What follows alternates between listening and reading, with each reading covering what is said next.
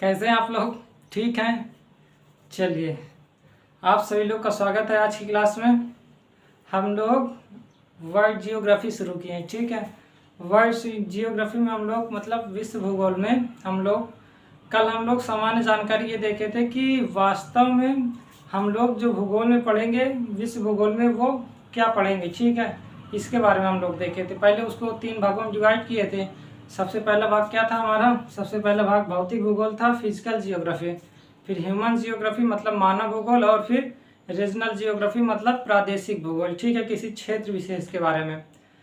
तो हम लोग ये देखे थे कि जो मानव भूगोल और प्रादेशिक भूगोल है इसको बाद में पढ़ेंगे, लेकिन उससे पहले हम लोग पढ़ेंगे भौतिक भूगोल। ठीक है, भौतिक भूगोल में हम लोग क्या क्या पढ़ेंगे इसके बारे में कल थोड़ा बहुत बताया गया था। संपूर्ण नहीं बताया गया था, लेकिन बहुत सारे टॉपिक बता दिए गए थे। ठीक है, अभी उसमें ऊष्मा, सूर्य तापमान, ये सभी चीज बचा है, उसको सब देखते हुए ही चलेंगे, कुछ भी नहीं छूटेगा। ठीक है, तो आप लोग जो कल बताया गया उसको थोड़ा देख लीजिएगा। आज हम लोग शुरू करेंगे जो पृथ्वी की आकृति के बारे में देखेंगे कि शेप किस प्रकार आता है, कि शेप उसका किस प्रकार है, उसके बारे में हम लोग देखेंगे। ठीक है, तो आइए हम लोग थोड़ा सा शुरू करते हैं।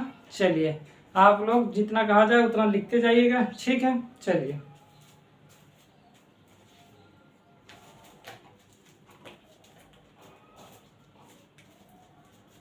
ठीक, तो हम लोग सबसे पहले देखेंगे पृथ्वी की आकृति। पृथ्वी की आकृति, the shape of the earth. ठीक है, तो हम लोग पृथ्वी की आकृति थोड़ा देख लें, फिर इसके बारे में बात करेंगे। ठीक,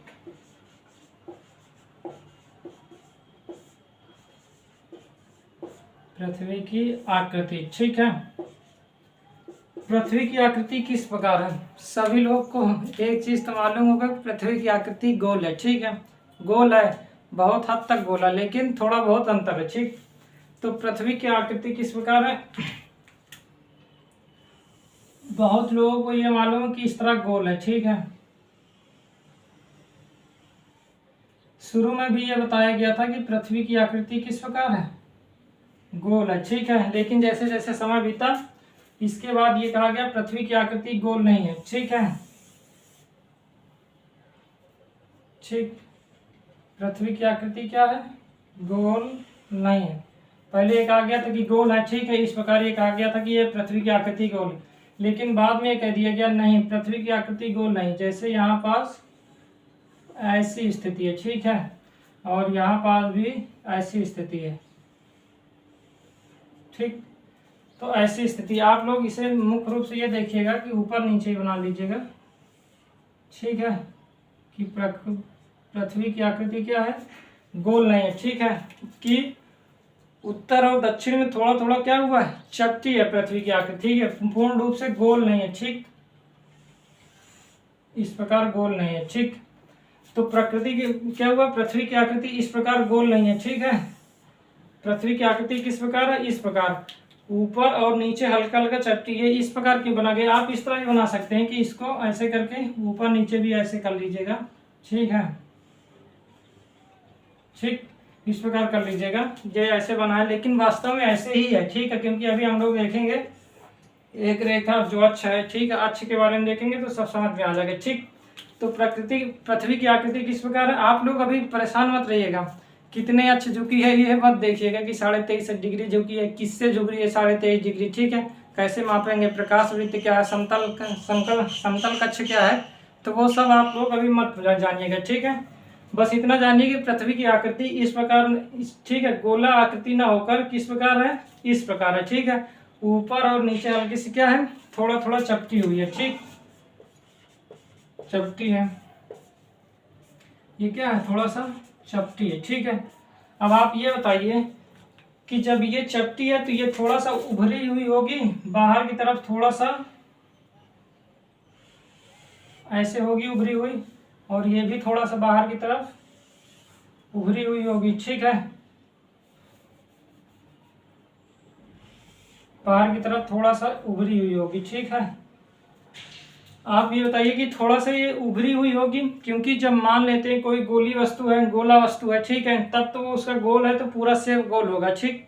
लेकिन यदि ऊपर और नीचे थोड़ा सा चपटी हुई है, ठीक है, तो क्या होगा, जैसे ही हम कोई चीज दबाते हैं तब क्या होता है, उसका जो किनारे वाला भाग रहता है वो थोड़ा सा निकल आएगा बाहर, ऐसे निकलेगा। कोई चीज जैसे मान लेते हैं एक बॉल लीजिए, बॉल जो होना चाहिए मान लेते हैं कि जो क्या हो, प्रत्यास्था जिसमें हो, ठीक है। प्रत्यास्था का मतलब जो ऊपर नीचे हो रहा हो, ठीक है, गोल हो, लेकिन उसको जैसे रबड़ की तरह होता है ना कि छोड़ दो तो वापस आ जाता है, उस प्रकार की बाल है और गोला आकार की, ठीक है।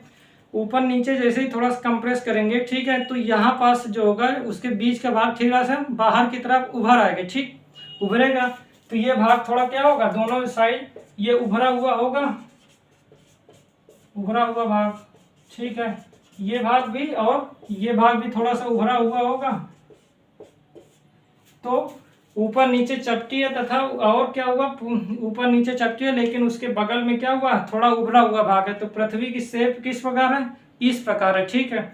इस प्रकार ना होकर इस प्रकार, पहले यही माना गया था कि पृथ्वी की आकृति किस प्रकार है, इस प्रकार गोलाकार है, ठीक है, गोलाकार है। लेकिन बाद में ये कहा गया धीरे धीरे कि नहीं, पृथ्वी की आकृति गोल नहीं है, ठीक है। फिर किस प्रकार है, चपटी है ऊपर अच्छों पर, इसको अक्ष कहते हैं। अभी अच्छो छाप को नहीं देखना, अभी हम लोग देखेंगे, ठीक है। इसको कहते हैं, ये ध्रुव हो गया, उत्तरी ध्रुव हो गया, दक्षिणी ध्रुव हो गया, ठीक है, ये पूरा अक्ष होता है, ठीक है। तो अच्छों पर क्या होता है, कहते हैं कि ये अक्ष और ये अक्ष, उत्तरी अक्ष और दक्षिणी अक्ष पर थोड़ा सा झुकी हुई है। तो आप लोग अभी अक्ष मत जानिए, अक्ष हम लोग देखेंगे, आप लोग परेशान मत रहिए, अक्षांश देशांतर सब देखते हुए चलेंगे, ठीक है। तो आप लोग ये समझ गए कि ऊपर और नीचे थोड़ा सा पृथ्वी चपटी हुई है और साइड में थोड़ा सा उभरा हुआ है, ठीक है। इसको क्या कहते हैं, इसको कहते हैं ऑबलेट शेप। क्या कहते हैं, ऑबलेट शेप। क्या कहेंगे, ऑबलेट, ऑबलेट शेप या लघ्वक्ष कहते हैं, ठीक है, लघ्वक्ष आकार का, ठीक। तो कोई दिक्कत तो नहीं।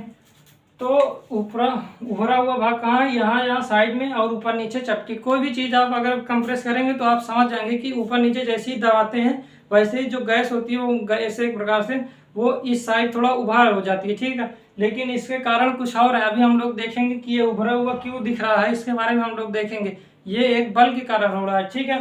तो आप लोग अभी परेशान मत रहिए, सब क्या कौन सा बल लग रहा है कौन सा नहीं लग रहा है, केवल जितना अभी बताया जा रहा है उतना देख लीजिए, ठीक है।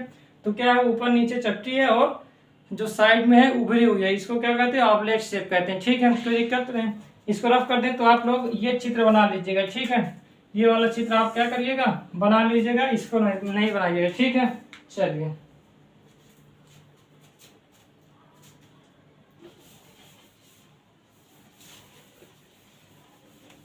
इसको आप बना लीजिएगा। अभी हम लोग एक बार बनाएंगे, रफ कर दिए, थोड़ा नहीं रफ करना चाहिए, चलिए कोई बात नहीं।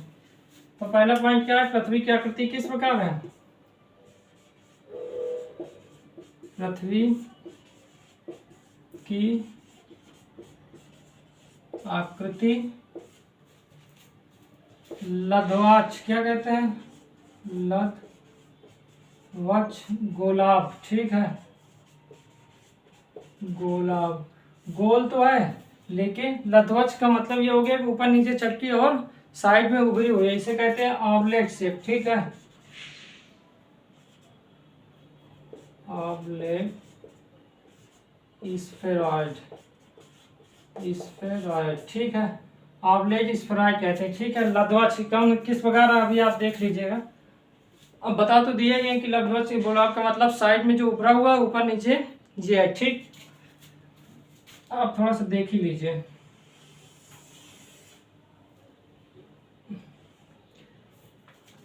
मान लेते हैं हम ऊपर, अभी यहाँ करते हैं, लेकिन वास्तव में ऊपर नीचे नहीं है, थोड़ा साइड में है, क्योंकि पृथ्वी 23.5 डिग्री झुकी है, प्रकाश वृत्त से झुकी है, ठीक है। अभी हम देखेंगे प्रकाश वृत्त क्या है, लेकिन आप लोग अभी केवल बना लीजिएगा, ठीक है।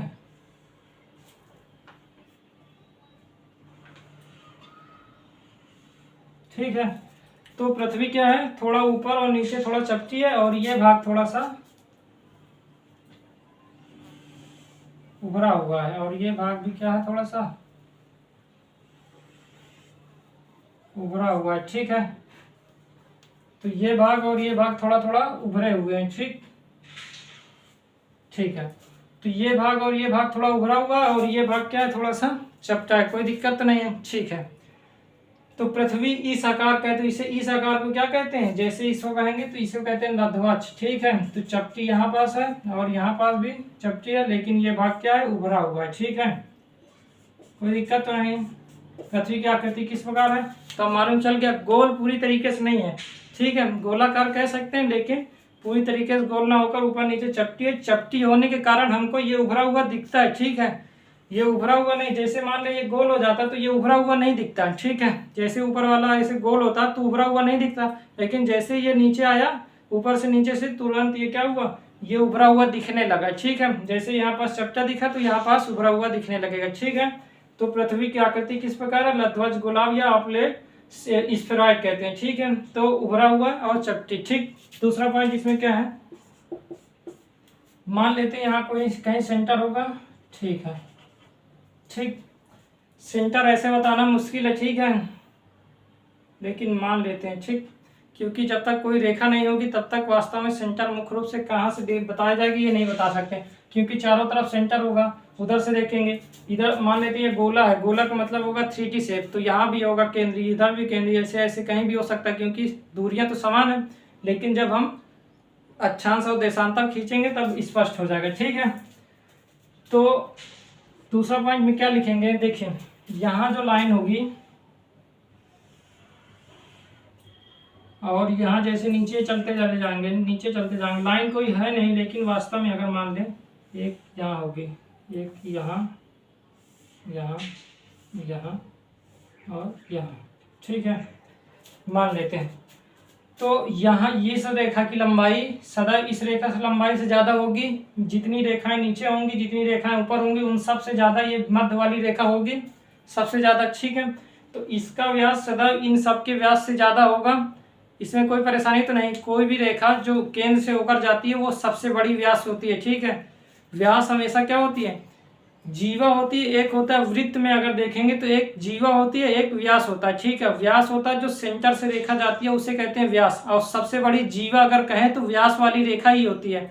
ये सभी एक प्रकार से जीवा है, जो रेखा जाती है उसको कहते हैं जीवा, लेकिन जो केंद्र से होकर जाती है उसको व्यास मान लिया जाता है। सबसे बड़ी जीवा क्या हो गई, व्यास से जाने वाली रेखा है। ठीक है, तो ये मान लेती है जो रेखा है। ठीक है, ये केंद्र से जाने वाली जो रेखा है उसे व्यास कहते हैं। ठीक है, तो जो इसका रेखा की लंबाई होगी, और यहाँ मान लेते हैं ये भी सेंटर, ये सभी सेंटर है। ठीक है, सेंटर यहाँ भी है, यहाँ भी है, सब एक सेंटर मान के चलते हैं। ठीक है, लेकिन इस सेंटर से गुजरने वाली जो रेखा होगी उसकी लंबाई सदैव इन सभी रेखाओं से ज्यादा होगी ना, इसमें कोई परेशानी तो नहीं। ठीक है, तो इसकी लंबाई और इसकी लंबाई से हमेशा ज्यादा होगी। ठीक है, तो आप कहेंगे कि व्यास वाली रेखा की लंबाई सर्वाधिक होगी, सबसे अधिक होगी। ठीक है, कोई दिक्कत नहीं।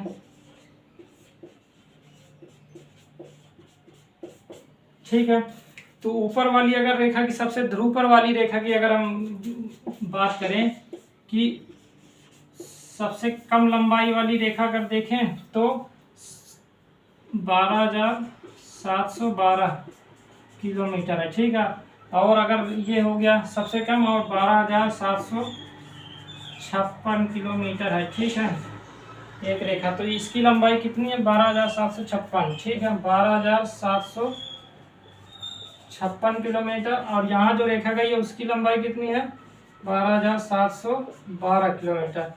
ठीक है, लगभग 42 किलोमीटर का अंतर है। ठीक है, लगभग 42 किलोमीटर का अंतर है, कोई दिक्कत तो नहीं। ठीक है, तो यहाँ पास जो रेखा होगी उसकी लंबाई कितनी होगी, वो 12,756 किलोमीटर, और यहाँ पास जो रेखा होगी वो 12,712, लगभग 42 किलोमीटर का अंतर है। ठीक है, इसमें तो इसका मतलब यहाँ की रेखा और यहाँ के बीच के अगर रेखाओं के मध्य के बीच की दूरी देखें तो वो होगी क्या, वो कम होगी। ठीक है, यहाँ पास आप देखेंगे ये मुड़ते हुए इतना आ जाता है। ठीक है, इस पे यहाँ पास स्पेस है और यहाँ पास ये है, तो इसका मतलब यहाँ से यहाँ के बीच की जो चौड़ाई होगी वो क्या होगी, 42 किलोमीटर बढ़ गई होगी। ठीक है, ये वाला जो रेखा है ये वाली, और इधर देखेंगे तो ये, और इधर देखेंगे तो ये, और इधर देखेंगे तो ये। ठीक है, 42 किलोमीटर बढ़ गई होगी। ठीक है, 42 किलोमीटर इसकी चौड़ाई थी। ऊपर जैसे जैसे चले गए कम होती गई, करीब कम होती गई, और फिर यहाँ पास 12,712 बचा, यहाँ 12,756 था। ठीक है, यहाँ पास।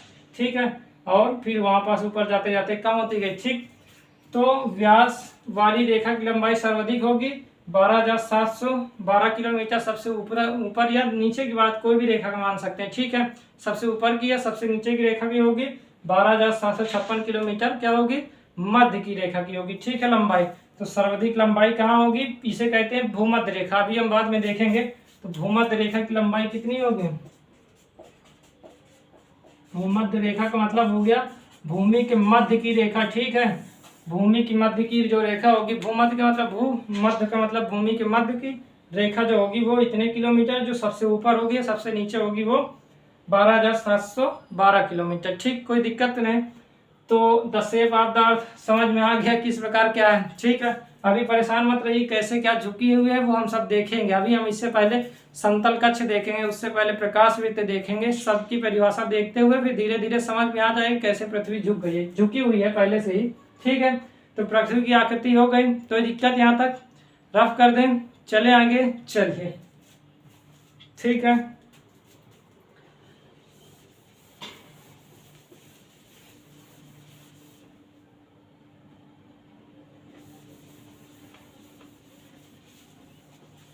इसको भी रफ करते हैं, अब इसका कोई काम नहीं। ठीक है, आप लोग चित्र बना लीजिएगा और लिख लीजिएगा। ठीक, ऑबलेट शेप की है। ठीक है, ऑबलेट शेप की है, कहीं भी लिखा रहेगा तो उसमें ठीक लगाएंगे। कहाँ गोलाकार है, ऑबलेट शेप है, तो आप लोग ऑबलेट शेप पर ही टिक लगाएंगे। ठीक है, चलिए यहाँ तक कोई दिक्कत। ठीक, आगे चलें, चलिए।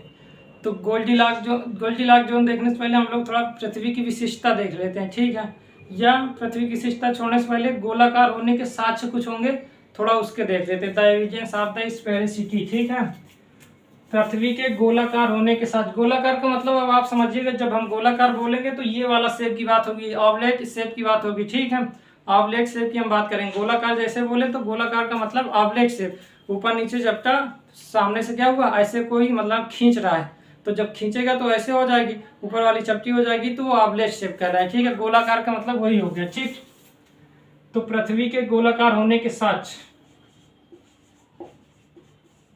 पृथ्वी के टेढ़ी है ना, आप लोग सीधा लिखिएगा, थोड़ा यहाँ टेढ़ा हो जाता है। पृथ्वी के गोलाकार होने के साक्ष्य। ठीक है, पृथ्वी के गोलाकार होने के साक्ष्य, the evidence of the sphericity. ठीक है, the evidence of the sphericity. तो थोड़ा ये देख लेते हैं कि कैसे साक्ष्य मिले, कि कैसे कैसे गोलाकार कैसे मिले। ठीक है, कोई ना कोई कारण तो होगा। ठीक, तो हम लोग जो कारण है कि कैसे गोलाकार बताया गया, अब तो सैटेलाइट है, सैटेलाइट के माध्यम से सीधा देख लिया जाता है पृथ्वी की आकृति। ठीक है, लेकिन पहले अब तो सैटेलाइट के माध्यम से हम देखे ही हैं कि पृथ्वी किस आकार की है। लेकिन पहले की बात करें, अगर बहुत पहले जब सैटेलाइट नहीं थी, तो उस समय कैसे पता लगाया गया कि पृथ्वी गोलाकार है या जो ऊपर चपटी हुई है कैसे है दिखती थी। तो इसके बारे में कोई ना कोई साक्ष्य होगा, थोड़ा उसके बारे में हम लोग देख लेते हैं। ठीक है, चलिए आइए।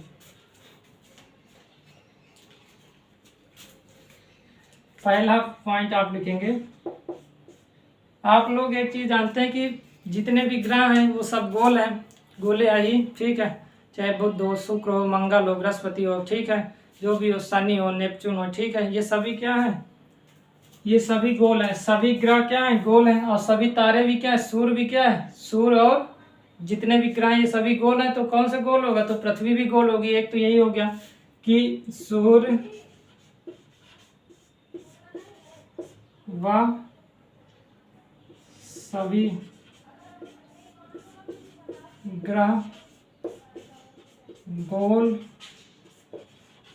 है तो क्या होगी, पृथ्वी भी गोल होगी। एक तो यही तथ्य हो गया, तो पृथ्वी भी गोल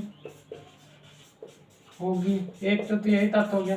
लेकिन इसमें एक अजीब बात है कि सभी ग्रह गोल है, इसका मतलब पृथ्वी गोल नहीं, ये थोड़ा कम प्रमाणिक लग सकता है। ठीक है, कि सभी चीज गोल है तो ये भी गोल होगा, ऐसा नहीं।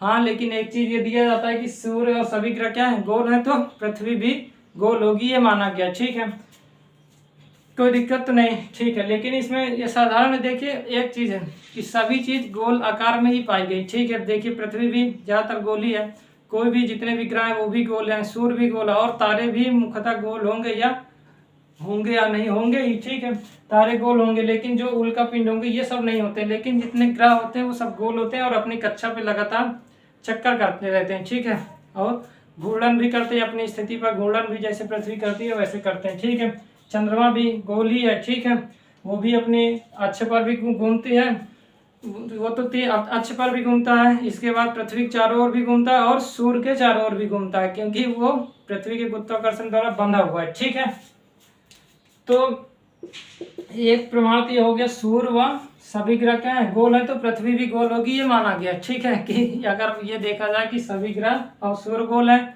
तो मान लेते हैं कि पृथ्वी भी गोल है। ठीक, एक अन्य प्रकार के देखते हैं। देखिए क्या हो सकता है कि जैसे मान लेते हैं कि एक जहाज मान लेते हैं, पृथ्वी थोड़ा चित्र बनाते हैं।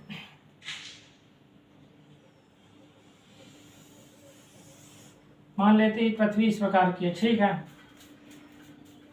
देखिएगा आप ध्यान से देखिएगा, पृथ्वी इस प्रकार की, मतलब इस प्रकार की नहीं, अभी आपको बता दिया गया, लेकिन आप गोल मान के चलिए। ठीक, एक मान लेते यहाँ से एक जहाज आ रही है। ठीक है, एक जहाज है, मान लेते हैं ऐसे, और उसके ऊपर एक झंडा लगा हुआ है। ठीक है, ठीक, ये जहाज मान लेते हैं, ये जहाज है। ठीक है, और ये इस आगे आ रही। ठीक है, और यहाँ से कोई व्यक्ति यहाँ पास खड़ा हुआ है, वो देख रहा है। ठीक है, मान लेते हैं दूरबीन से देख रहा है या किसी चीज़ से देख रहा है। ठीक है, मान लेते हैं यहाँ पास एक व्यक्ति खड़ा है और वो क्या कर रहा है, वो इस जहाज को देखने का प्रयास कर रहा है। ठीक है, कि जहाज आ रही है इसको देखने का, और ये जैसे जैसे आगे आएगा। ठीक है, तो सबसे पहले क्या दिखेगा, उसका ये अगला वाला भाग, झंडा के साथ ये अगला वाला भाग दिखेगा। जैसे जैसे आगे आएगा उसका अगला वाला भाग दिखेगा, फिर जैसे जैसे और आगे आएगा, ठीक है, यहाँ पास आता जाएगा तो उसका, फिर जैसे जैसे यहाँ आ जाएगा सीधे में होगा तो उसको पूरी जहाज दिख जाएगी। ठीक है, लेकिन उसको सबसे पहले अगर देखेगा, यहाँ से जहाज आई धीरे धीरे आगे बढ़ी, तो उसको सबसे पहले क्या दिखेगा, उसको सबसे पहले जहाज का अगला हिस्सा दिखेगा। ठीक है, पूरी जहाज नहीं दिख जाएगी, तो उसका अगला हिस्सा दिखेगा। अगला हिस्सा का मतलब समझ रहे हैं, ऐसे आ रही है तो ऐसे ऐसे आएगा, तो उसका अगला हिस्सा दिखेगा इस व्यक्ति को। ठीक है, या दूरबीन से भी देखेंगे, अगर कोई बहुत दूरी पर है, ठीक है, जहाज आ रही, पहले नहीं दिख रही है, लेकिन अगर दिखना शुरू हुआ तो सबसे पहले आगे का भाग दिखेगा, फिर आगे का, फिर इसके बाद धीरे धीरे पूरी जहाज दिखेगी। एक साथ पूरी जहाज तो दिख नहीं जाएगी, समझ गए ना, क्योंकि पृथ्वी क्या है, गोल है, और गोल का मतलब है कि वो जब आगे जैसे जैसे आती जाएगी, जब तक क्षैतिज नहीं होगा तब तक हमको नहीं दिखेगा। ठीक है, तो आप समझ गए, कोई दिक्कत तो नहीं। तो दूसरा क्या लिखेंगे कि जहाज का अगला हिस्सा को अत्यधिक दूरी पर होने पर जहाज का केवल अगला हिस्सा दिखना। ठीक है, रफ कर दें इसका मतलब, आप लिख लीजिएगा, क्या लिखेंगे, अत्यधिक दूरी होने पर जहाज का केवल आगे का हिस्सा दिखना। ठीक है, आगे का हिस्सा दिखना, कोई दिक्कत नहीं।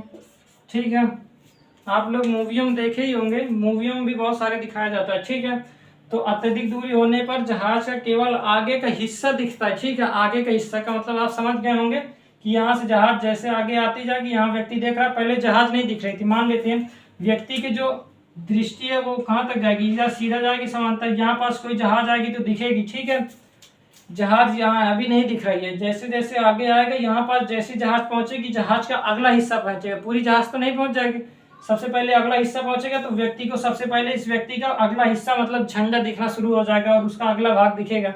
फिर जैसे जैसे आगे आती जाएगी जहाज, यहाँ पास आती जाएगी, क्षैतिज हो जाएगी, ठीक है। ऐसे तो जैसे ऐसे होगी वैसे पूरी जहाज व्यक्ति क्या होगा, यहाँ से पूरी जहाज ही दिखने लगेगी। तो इससे ही पता लगता है कि पृथ्वी क्या है, गोल है, कोई दिक्कत तो नहीं, ठीक है। तो 2 साथ हो गए। तीसरा देखें, ठीक है, 15 से भी थोड़ा देखते हैं, रफ कर देना।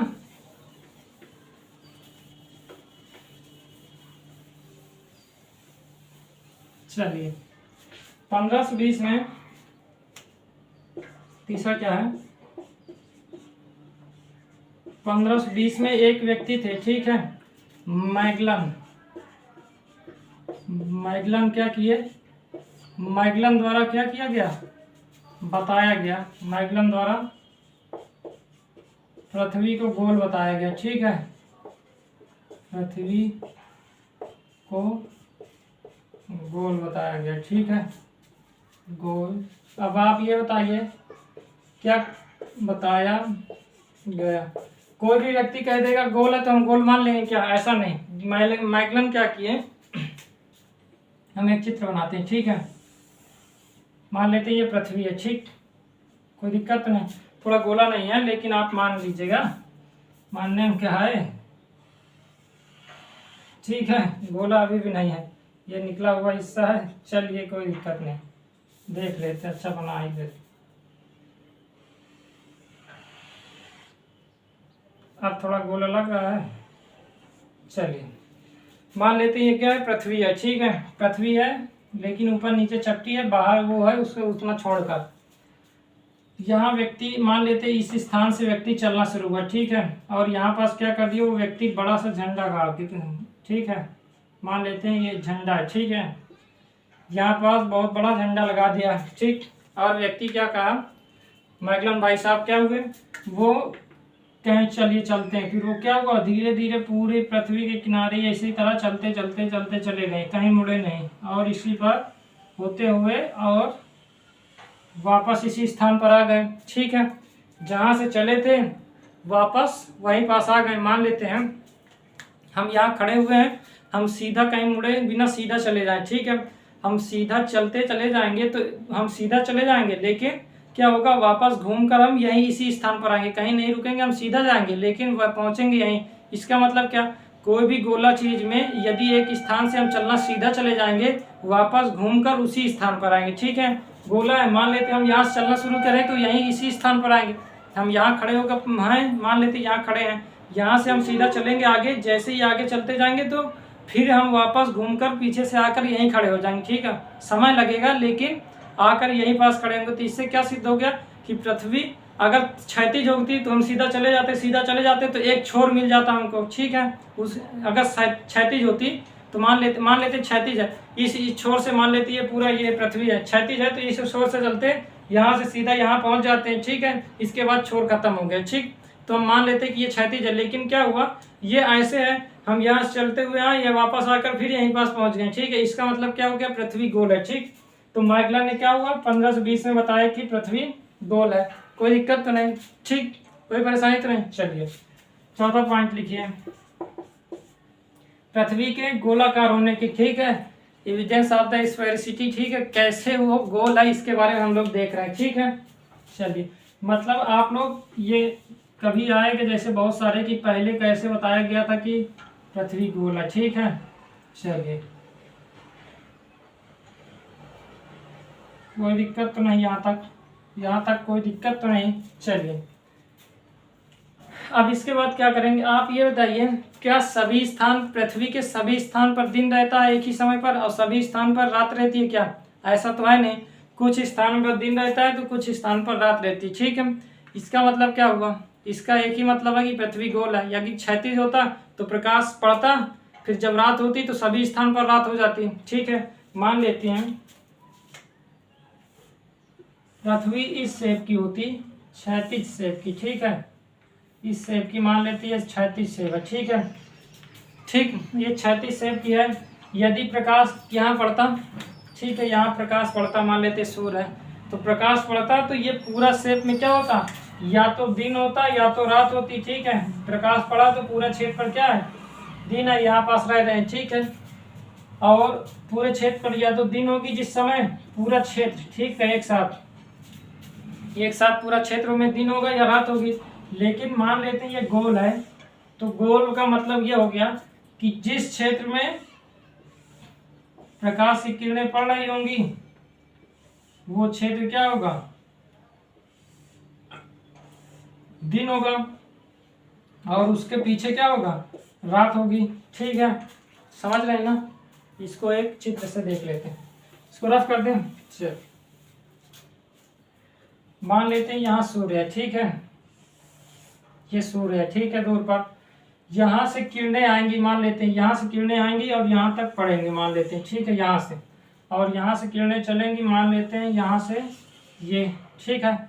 यहाँ किरणें पड़ेंगी तो यहाँ किरणें पड़ेंगी, यहाँ किरणें पड़ेंगी, यहाँ किरणें पड़ेंगी, यहाँ किरणें पड़ेंगी, ठीक है, यहाँ, ठीक है, यहाँ, यहाँ, ऐसी किरणें यहाँ मान लेते हैं पड़ती जा रही हैं, ठीक है।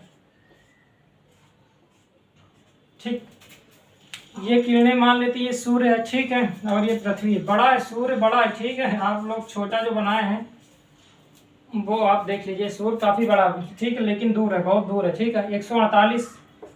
148 मिलियन दूर है, ठीक है, ठीक है, कोई दिक्कत नहीं होती। 48 मिलियन किलोमीटर, ठीक। तो इस भाग में यहाँ प्रकाश पड़ रहा है तो इस भाग में क्या होगी, पूरे में क्या होगा, प्रकाश होगा। लेकिन इसके पीछे वाले भाग में चूंकि प्रकाश पड़ ही नहीं रहा, उसके आगे वाले क्षेत्र पर है, पीछे वाले क्षेत्र पर नहीं है, तो ये रात होगी और ये दिन होगा। इससे एक ही सिद्ध होता है कि पृथ्वी गोल है। अगर चपटी होती तो मान लेते हैं चपटी होती तो यहाँ पास इस तरह होता, तो इसके एक भाग, पूरे भाग पर क्या हुआ, प्रकाश पड़ा, ठीक है। फिर जब नहीं पड़ेगा, सूर्य कहीं चले जाएगा तो होगा ही नहीं, ठीक है। लेकिन सूर्य कहीं नहीं जाता है, 25 साल में एक बार जाता है, मतलब पूरे ब्रह्मांड, मतलब अपने जो जिस गैलेक्सी में उसका चक्कर लगाता है, हम लोग देखेंगे, उसे प्रकाश वर्ष कहते हैं, ठीक है। तो ब्रह्मांड वर्ष भी कहते हैं। तो हम ये देख लेंगे कि इस वाले पूरे क्षेत्र पर प्रकाश होगा, ठीक है, दिन और रात एक साथ होगी। लेकिन ऐसा नहीं, पृथ्वी पर एक भाग में यदि दिन है तो दूसरे में रात है, एक भाग में रात है तो दूसरे में दिन है, ऐसे हो रहा है। इसका मतलब ये स्पष्ट है कि पृथ्वी क्या है, गोल है। दिन रात के अंतर के कारण पूरी संपूर्ण पृथ्वी पर क्या है, संपूर्ण पृथ्वी पर दिन रात एक समान नहीं, ठीक है, एक समान। इसमें कोई दिक्कत है क्या, शायद नहीं होनी चाहिए, ठीक है। संपूर्ण पृथ्वी पर दिन रात एक समान है, ठीक है। दिन रात एक समान नहीं है, ठीक है, कि दिन कहीं रात, दिन कहीं और है, रात कहीं और है, ठीक है। तो इससे मतलब इस सिद्ध हो गया कि ये पृथ्वी क्या है, गोल नहीं है, ठीक है। लेकिन अक्ष पर हमेशा 6 महीने दिन होता है, 6 महीना रात। अक्ष यहाँ पास है ना, इसलिए एक अक्ष यहाँ पास है, एक अक्ष यहाँ पास है, ऐसे है, जिस कारण दिन और रात में अंतर होता है, ठीक है। 6 महीना दिन और 6 महीना रात होता है, वो कारण यही है कि यहाँ पास 6 महीने पड़ता है, फिर यहाँ पास लगातार 6 महीने पड़ता है। उसको हम अभी देखेंगे देशांतर और अक्षांश में, तो आप लोग को परेशान नहीं होना। इतना समझ में आ गया। चलिए, पांचवा क्या लिख सकते हैं, अब तो सैटेलाइट हो गई है, ठीक है। पृथ्वी ये है, पृथ्वी से ऊपर सैटेलाइट लग गई है। सैटेलाइट से पूरी इमेज ले ली जाती है, यहाँ की सभी ग्रह की जो भी लिया जाता है। तो यहाँ से जब पृथ्वी की इमेज ली गई तब भी पता चल गया, क्या हो गया, कि पृथ्वी क्या है, गोल है। सैटेलाइट, सैटेलाइट, ठीक है,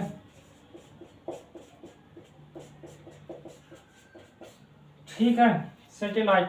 तो सैटेलाइट में भी आप समझ गए होंगे, ठीक है। तो सैटेलाइट से भी पता चल गया कि अब पृथ्वी गोल है। तो ये 4-5 साल से, तो लेटेस्ट तो यही हुआ, जब से सैटेलाइट आ गया है तब से अब कोई झंझट ही नहीं। लेकिन पहले किस प्रकार बताया गया उसके बारे में हम लोग देख चुके हैं, ठीक है, कोई परेशानी तो नहीं।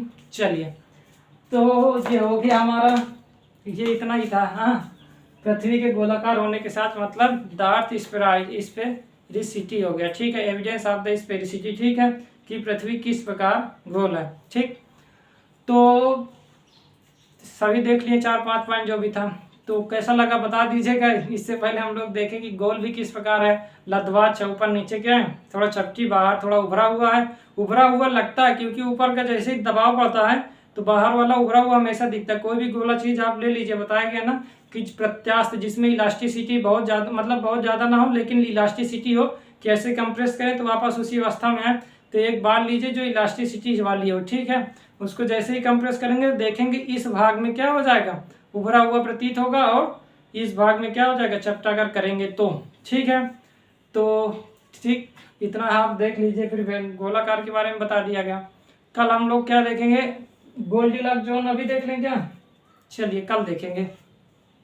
गोल्डीलॉक्स जोन कुछ है नहीं, गोल्डीलॉक्स जोन पृथ्वी के समान दूसरे भी एक गैलेक्सी में किसी तारे के पास ऐसा एक स्थान होगा जहां पृथ्वी की तरह ही अगर जीवन संभव होगा, तो उस जोन को, उस क्षेत्र को गोल्डीलॉक्स जोन कहते हैं, ठीक है।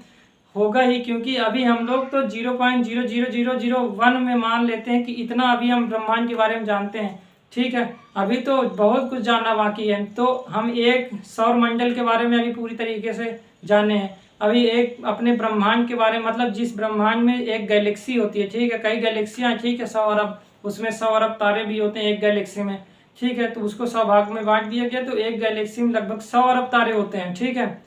और अब आप देखिए कि हम लोग एक तारे में हैं, वो है सूर्य, ठीक है। इसमें अभी बहुत सारे तारे हैं, उन तारों के पास बहुत सारे ग्रह भी होंगे।